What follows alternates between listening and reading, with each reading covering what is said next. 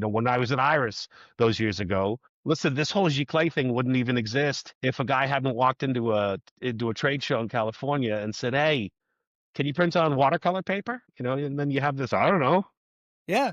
Wonder if next, wonder if we could like emulate brush strokes. I don't know. Let's right. see. Like wonder if we can wonder if we can print on tile. I don't know. How about a freaking plywood? How would we do that?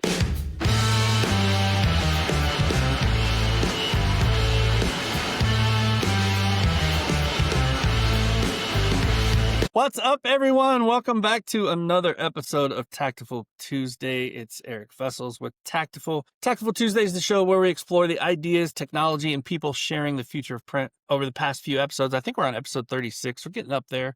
We sat down with a lot of innovators, storytellers, industry disruptors, all united by one thing, pushing the boundaries of what's possible in print. Today's guest has built a career at the forefront of that mission. Dan Johansen, Vice President of Sales and Product Management at Roland DGA, brings a wealth of experience from decades in wide format signage, industrial printing, from leading sales teams at Kodak and Creo to driving market expansion at Ricoh to now guiding Roland's product vision and sales strategy across the Americas. Dan's been in the trenches of print innovation, knows what it takes to win in an evolving marketplace. We're going to talk about where wide format and embellishment intersect, how technology adoption happens on the ground, and the future of customization, creativity, and value-driven print. And yes, we'll also have a little fun, get to know the person behind the portfolio, because that's how we roll. Dan, welcome to the show. Thank you for having me, my friend. It's good to see you. I'm excited to participate in this. It's a really great time in the industry, I think. Yeah, it for sure is. It's great to have you on, man. We've known each other for quite a while, and it's like we have one of those. I feel like we have one of those relationships where like we cannot talk for a really long time and just pick right back up like where we were, which is one of my favorite things. Those are the best kinds. Yes, absolutely. So you've had leadership roles, like I said, Kodak, Creo, Ricoh, now Roland. What's been the common thread you think that drives your career in print? That's a great question, actually. So, I've been in print since, I got into it accidentally when I was 26 years old, right? I mean, I was selling software during the day in a customer service job so I could play music at night. And I stumbled into this company called Iris that had basically invented color inkjet Yeah, 35 years ago, right? So it was completely accidental, but I developed a passion for it really, really quickly. It was something that really lined up with my sort of creative nature. So while I've loved print, I think one of the things that I realized when I was young was that I loved to be able to tell stories about what it meant and what the power of communication could do. And so what always got me excited was when people would use this technology to do something different, to do something exciting. So I've always been attracted to companies that are truly trying to innovate, but who also really care about their customers. And, I haven't had that throughout my entire career. As the arc went along, I've had jobs, sure. but I've navigated towards companies that have stories to tell, where we can really, as an organization, get behind something that helps the end user. And so about 15 years ago, I started to focus on how does this help the small business owner? Because if we think about the print industry, the majority of businesses in print are small businesses, sub $5-6 million businesses. That makes up the majority by number, right? Absolutely. And I think all of them have often struggled from a business perspective to break new ground, to be more profitable. And I started to ask myself questions like, what does the customer need? Like, put the products aside. What do they need? I mean, I think every business owner wants to increase their profit. Ab- And it's not because they've got some sort of great design on building a huge business. It's quite often a lot more practical than that. Is I want to keep my employees on payroll. I want to take care of the health insurance to keep my people safe and insured. I want to have this thing work. And so I started to talk to printers about profitability and workflow and ways that they could do what they do better and more efficiently, maybe adding some new products and services to do that. Because in the end, I know when they fall asleep at night, they're not thinking about a Roland inkjet printer, right? They're thinking about if there's only a way I could put 5% extra profit in the business next year, because that's going to help me with what I need to do to take the business where I need to do it. And it makes a difference. Yeah, and you make a good point. I mean, they're most likely laying their head on their pillows thinking about their people, right? Like, and the technology and the innovation and the profitability and the ROI and all of that stuff is empowering them because you build relationships with your team, your people that you've got work. I see it printer after printer. There's strong relationships that are built with teams. And so that's a big driver. I think you make a really good point. It's not about, ROI for ROI's sake, but there's a purpose behind it. There's a, as a business owner myself, one of my big things was just like people, how do I keep bringing money in to take care of these folks that now I've kind of giving them, this whole business is giving us all kind of a career. How do we keep this ship floating? And I don't even need to mean to position, all small business owners as being altruistic, Altruistic? towards No, for business. But because at the same time, that extra 5% profitability could be the difference between a boat and no boat, or right. your family trip to Europe. I mean, it doesn't matter what the motivation is. Sure. But I think on the manufacturing side, I think one of our obligations is we get caught up in thinking that our stuff matters. We all do it, especially companies that develop technology. We're like, hey, we designed this really cool thing. Right. And the first question I ask is, why? What does that do? What does it, how would it help What does me? it really do? How does it And help? when we launch products these days, one of the filters that we run through the product management group is the why metric. Everything that we state about a product, I ask them to say, if we're going to make this a public statement, make sure that you know what the why is, what the answer to the why question. So if we say a device does this, well, why? What's the benefit? How does it help me if I'm a customer? Because you might think that that feature is cool, and maybe it is, as printers, maybe it's really cool, right? And I still love that part of it. But the business owner wants to know, how does that help me? Yeah, absolutely. It's all about applications in a lot of ways. It's all about that output. It's not necessarily about the technology. And it's interesting. You ever use the 5 whys? No. Because a lot of times, like if you ask the first why, you'll get something superficial. But we used to ask 5 whys, like why, and then when you answer that, okay, why that? And then when you answer that, okay, why that? And what you end up doing is digging down to that root why, that actual why of like, this is the reason that we're doing this thing. I think that's a good exercise. But I love that, finding the why. So wide format has transformed dramatically, really, in the past decade. It's been something that I've been watching for a while. It was really sort of pigeonholed. Now it's doing all kinds of things, bells and whistles like mad. What do you see as the most exciting changes for print providers today in that space? Well, I think what we're seeing is, and it's interesting how still all of these years later, there's still this sort of dichotomy between people who are wide format business owners and commercial printers who are adding wide format. There's still sort of two dual trains running down those tracks. Yeah, the sign guys and the commercial who are doing wide format now. Yeah, yeah. And it amazes me, by the way, that there are still lines, and that the percentage of commercial printers who have fully adopted wide format hasn't dramatically changed a lot. But I am seeing that it's demand. A lot of things shifted in the last decade or so. Eric, a friend of mine, an industry friend of mine, coined used this phrase years ago, and I love it. He called it, "We're in a prime economy," making a reference to Amazon. Oh, So yeah, yeah, yeah.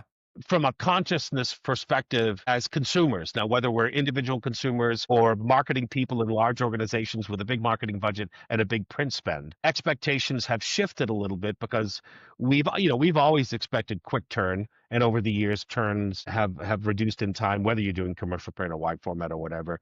But, I think we're now in a place where uniqueness, customization, all of those things to set the messaging that you're doing apart from other messaging. I think it's never been more important to the marketers who are really fueling a lot of this stuff. And it's so exciting in wide format because we tend to be on the leading edge of innovation for things like color space, color gamut, embellishment, extra colors, extra channels, effects like gloss, or Hmm. doing tactile effects with UV. Because we're not living in a limited world where we're worried about press conditions and press color gamut, right? We are untethered in wide format in the way that we help people message.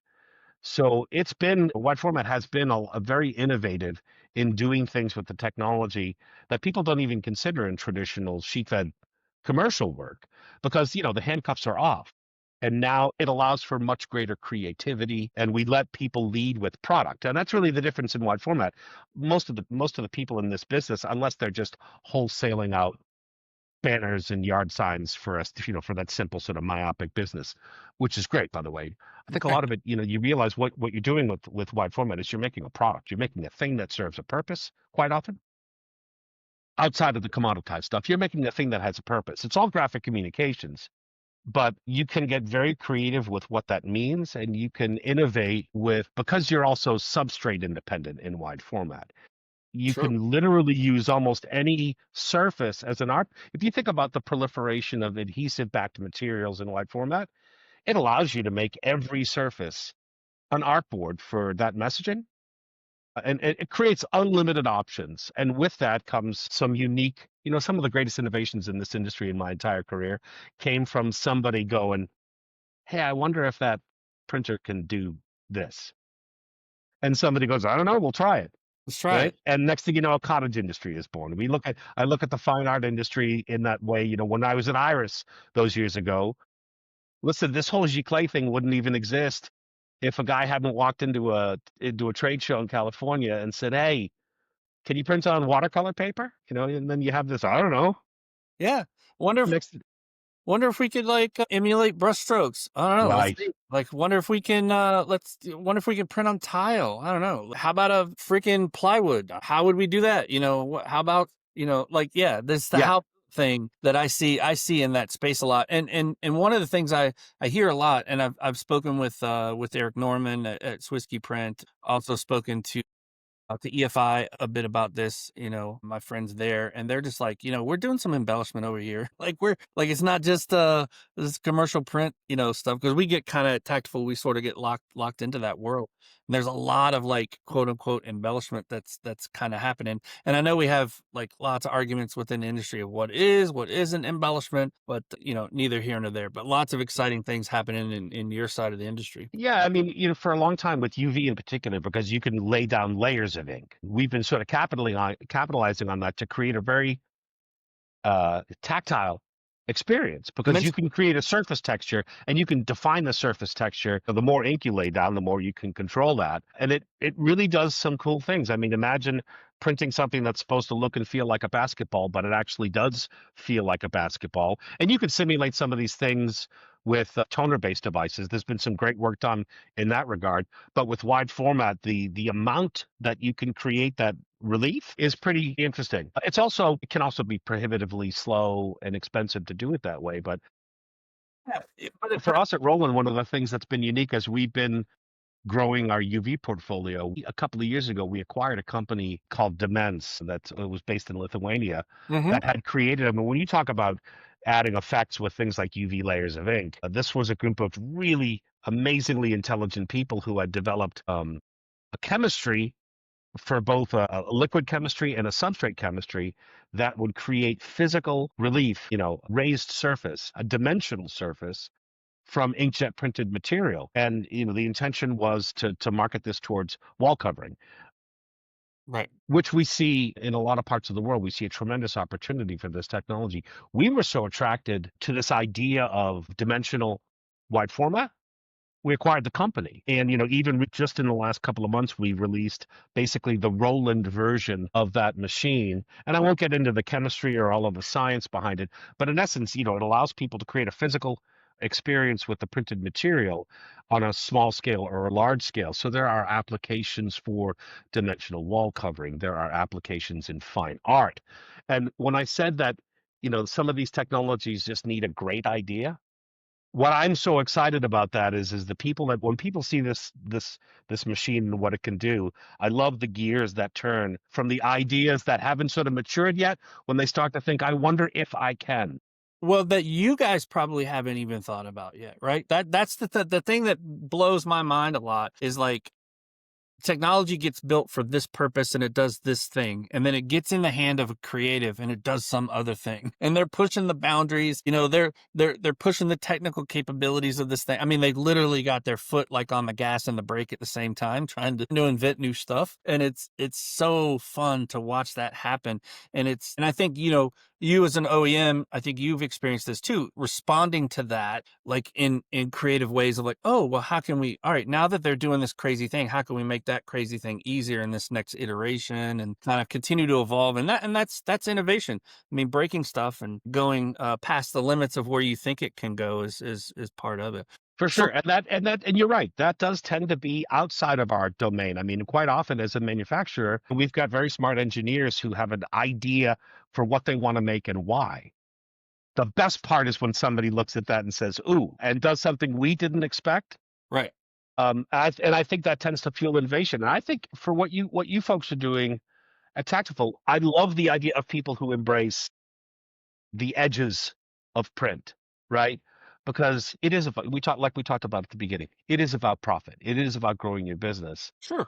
And I think most wise business people look at some of the technology and say, is there a way I can make a new product? Can I add something to my portfolio from the gear I already own and do something different that, and offer 2 or 3 new products that I'm not offering now by leveraging embellishment or other sorts of things. It's been sort of the creative force behind so much. And I think that's where innovation happens in print, is people who are out on those edges looking for those opportunities to Absolutely. grow.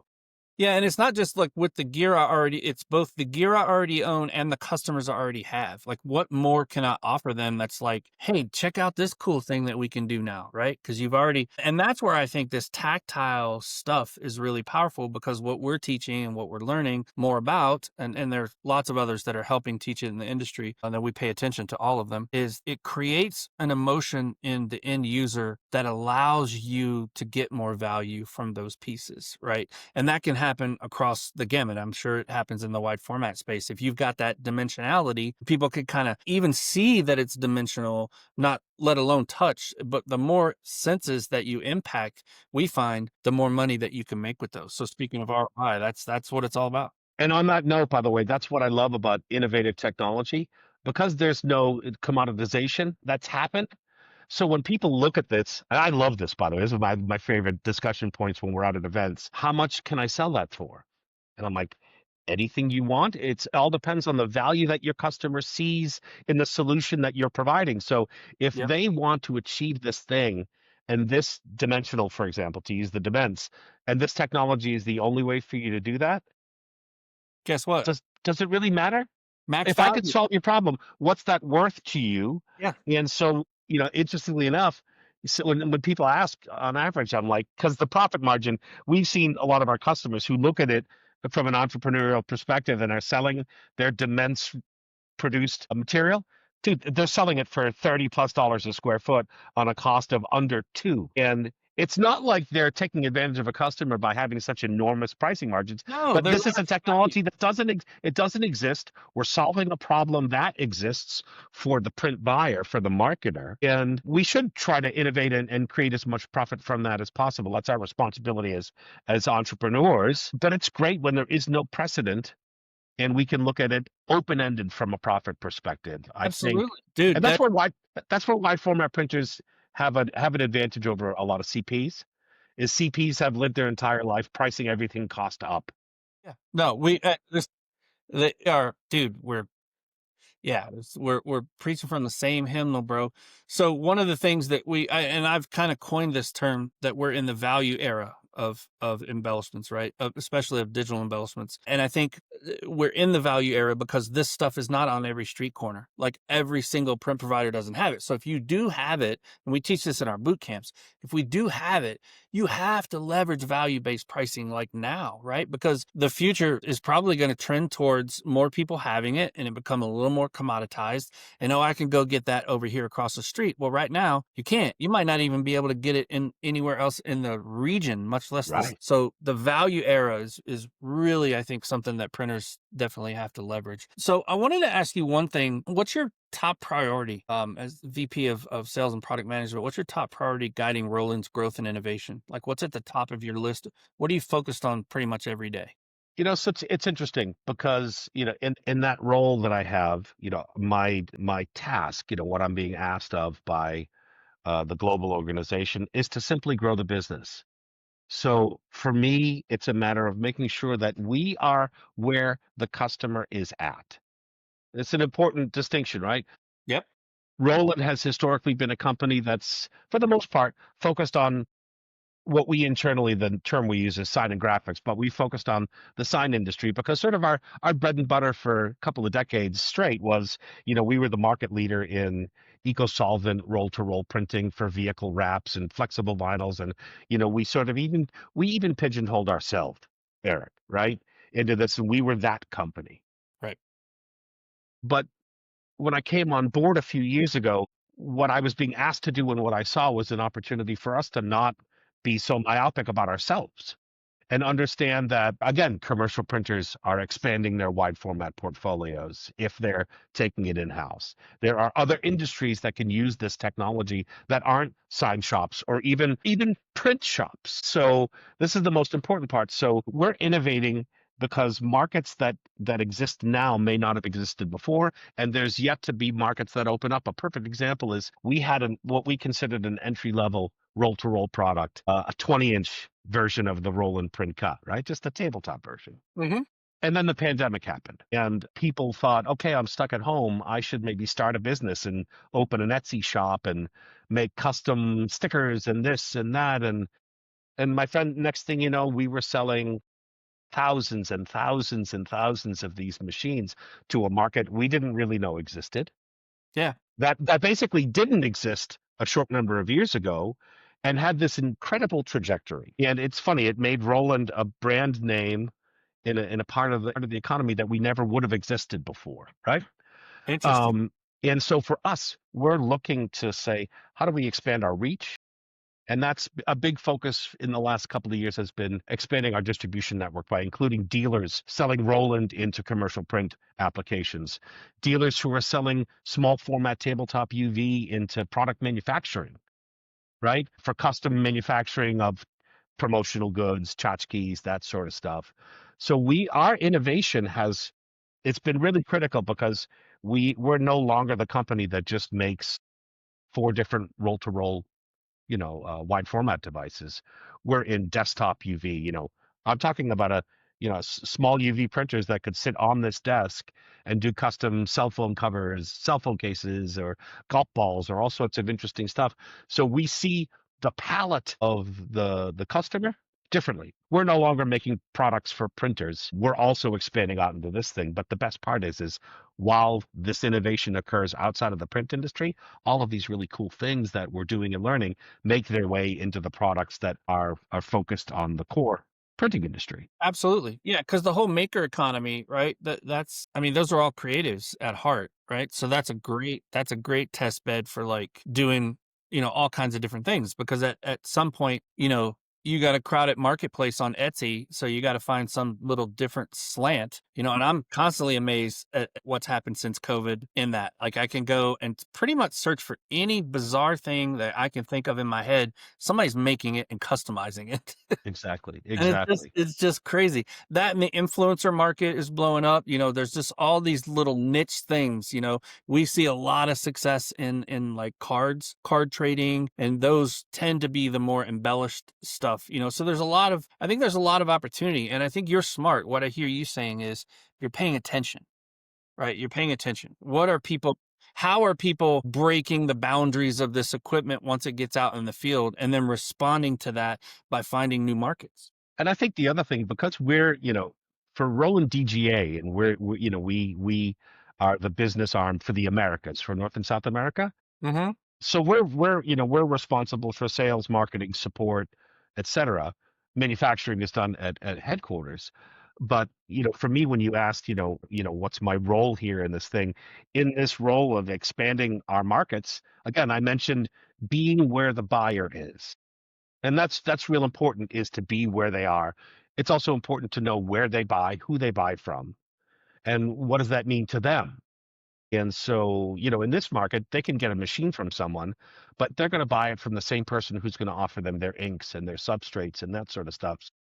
Channel expansion and market expansion has been really big for us. We've probably grown our footprint by 30% in the last 2 years.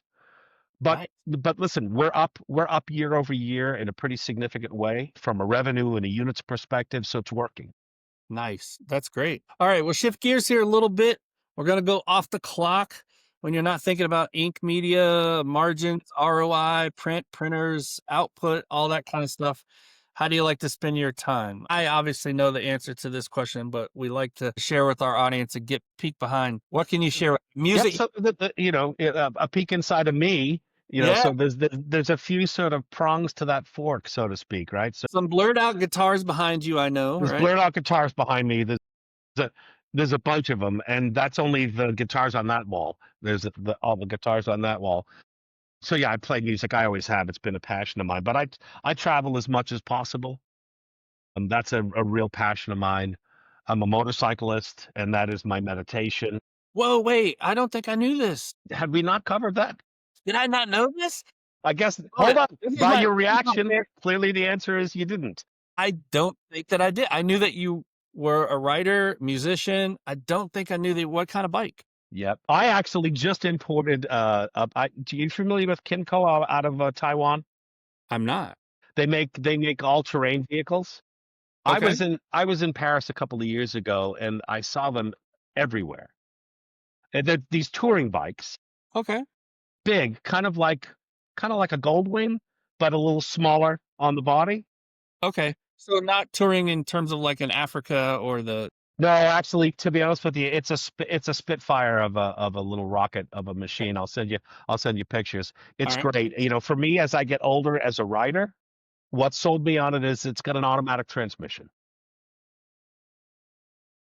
That I've never heard of such a thing. It's an absolute joy. I'm a clutch guy, man. I rode dirt bikes growing up. I now have a Softail Slim and an Indian. Yeah, that's fascinating. I don't Yeah, know that I would love that though. I kind of I like do. I like the I rhythm abs of shifting gears. for me, when I'm in that meditative state, when I'm riding, I turn my brain. I mean, I'm off. Like I'm in this sort of mental state. It suits. Hold on. Here's the thing. It suits me. Yeah. I've never seen another one of them on the road in this country. I look forward to so you have it here though. It's in my garage. I ride it every day. I'm gonna Yeah. yeah, maybe I'll Uh, trailer up some bikes and we'll go riding sometime. and then you mentioned, yeah. So outside of work, yeah, I'm a writer as well. I just released my third and fourth books to the Amazing. market. It's part of some of the work that I do outside of work is I focus my life on living a full life and self-love and how that relates to the relationships we have in life. So I write about that. It's a real passion for me. But it's also the fuel in how I do my job, right? It's from a place of compassion and from Yeah. a place of understanding of how people work and how they respond to conditions at work, and it's sort of a state of being, and that's it. I Love it. mean, I feel like I'm living a very full circle existence because of all of it together. I love it. I love it. Yeah, I've just recently started like doing more and more personal shares on LinkedIn, and I find that it's really helpful to me, kind of in a validating sense, but also in a deepening relationships that I've had for a lot of times. Like the more you know about a person, like the better that you can feel. And I've shared a lot about my spirituality, and like I haven't shared a lot of my writing, a little bit, some essays here and there. I just posted a essay I wrote about meeting Muhammad Ali, and I know you write a lot of poetry. I write poetry as well. I think the takeaway here is like, and I find this especially on LinkedIn particularly, and I always say this: people do business with people, right? Do businesses do business with other businesses? Yes. But behind that, one layer down is people, right? So the more that we can learn about people, the more that we can share about ourselves and develop those relationships, the better we're going to do in business over the Listen, long term. And I we love we that we we have, are alive. We are alive to be we're in humans. relationship, with people, right? I agree. How we take that into our careers, into our personal lives. I like to think it should be the same. I know there are a lot of people that are two different people. They They're want to follow the it. daytime, they're daytime Dan, and then they're nighttime Danny. They're Which is two fine. different people. Type. Yeah, which is fine. Yeah, Maybe for them it's fine, but I think if we were all a bit more holistic about the way we see that, it makes a difference. And selling is interesting. I'm a bit of a dichotomy in that regard, being a sales leader, because it takes a different approach. But I believe it actually takes an approach and an understanding of how people think and what they need, and it takes an offering of curiosity. Is one of my favorite words. It takes a lot of curiosity to solve the needs and the problems of business owners, and great salespeople ask great great questions. questions. And I'll also argue that great personal relationships, friendships, romantic, whatever, great relationships are full of great curiosity and great questions. Absolute. Intellectual curiosity is probably my favorite thing. And show me a relationship that's failed, personally or professionally, and I'll show you bad communication, bad messaging. You didn't ask me that. I didn't tell you that. Like, there's always a gap there somewhere. Because if you're asking all of the right questions, by the way, someone can still say, hey, we had all these questions, we had this dialogue, not for me. And you can respectfully be like, great, I'll go where my product's wanted, where I'm wanted. Yeah, absolutely. But curiosity is the key to all of it. So Curiosity that's is key. It's my favorite quality in people that I have in my circle is that curious nature. It leads to deeper conversations. I think it leads to deeper relationships with people. And Dan, speaking of deeper relationships with people, I feel like we got a little deeper here, and I appreciate you being on the show. Thank you, my friend. That's all I have for you, man. Good luck. I definitely will be in touch. And thanks for being a guest on Tactful Tuesday and letting us know a little bit about Roland and yourself. And it's been a fantastic. I'm always surprised that it goes 30 minutes. It seems like a blink, but here we are. And thanks for being on the show. I appreciate you, man. Thank you very much. Thanks, bud. See you.